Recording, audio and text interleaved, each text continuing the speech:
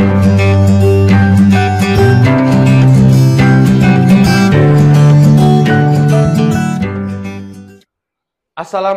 warahmatullahi wabarakatuh. Halo teman-teman, selamat datang di video pembelajaran Sosiologi kelas 10 Modul 3 Unit 1. Perkenalkan, nama saya Ahmad Gilman Matin. Hari ini kita akan membahas dua konsep penting dalam sosiologi, yaitu konsep individu dan konsep kelompok. Yuk kita mulai. Untuk pembahasan yang pertama, yaitu individu. Pengertian. Individu adalah orang atau seseorang atau pribadi yang dapat dibedakan dengan individu yang lain. Manusia, meskipun terlahir sebagai orang yang kembar identik, dirinya tetap sebagai individu yang memiliki perbedaan antara satu dan yang lainnya. Individu berasal dari bahasa Latin, individuum, yang berarti tidak dapat dibagi. Dalam sosiologi, individu adalah satuan terkecil dalam masyarakat yang memiliki identitas, kepribadian, serta kemampuan berpikir dan bertindak secara mandiri. Individu merupakan entitas yang unik karena memiliki karakteristik biologis, psikologis, dan sosial yang membedakannya dengan individu yang lainnya.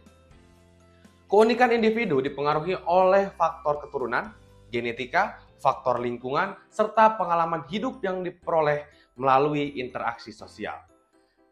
Dalam ilmu sosiologi, individu tidak bisa dipisahkan dari kelompok sosial atau masyarakat, karena individu berkembang dan membentuk identitasnya melalui proses sosialisasi dan interaksi dengan lingkungan sekitar.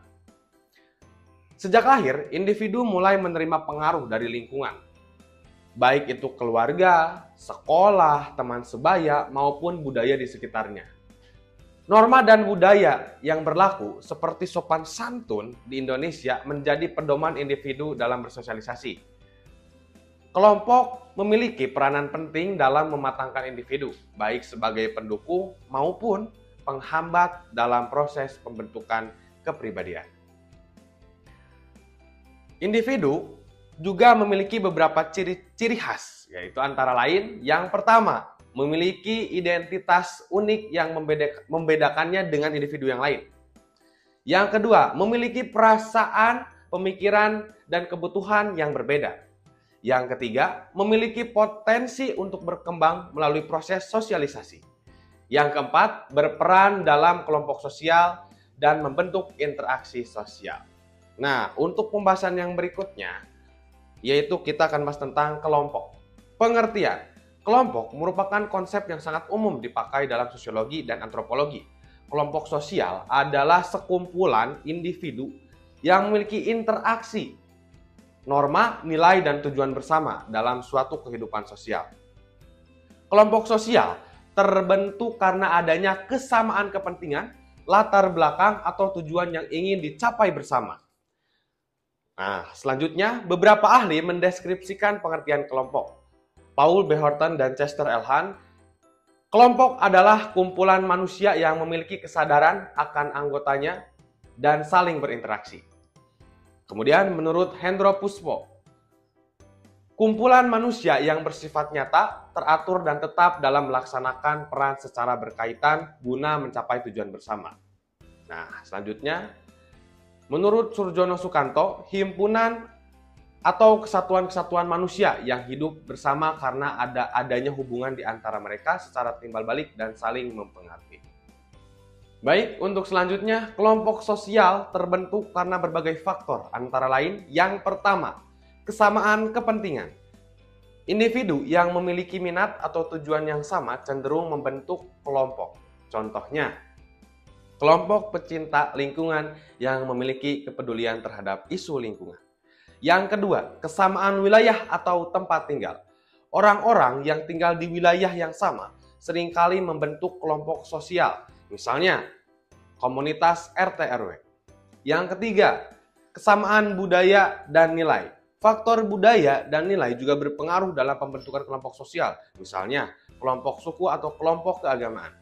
Yang keempat, ikatan keturunan atau darah. Beberapa kelompok sosial terbentuk berdasarkan hubungan kekerabatan seperti keluarga besar atau marga dalam masyarakat adat.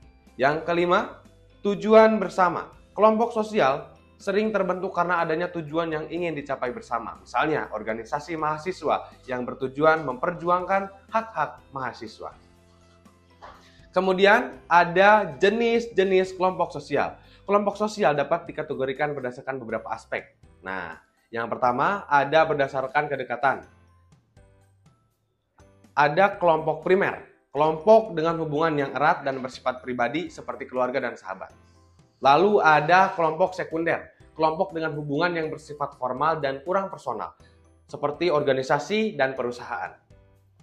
Selanjutnya berdasarkan cara terbentuknya, terbagi menjadi dua, yaitu kelompok formal dan kelompok informal. Kelompok formal terbentuk secara resmi dengan aturan yang jelas, misalnya organisasi, pemerintah, atau sekolah.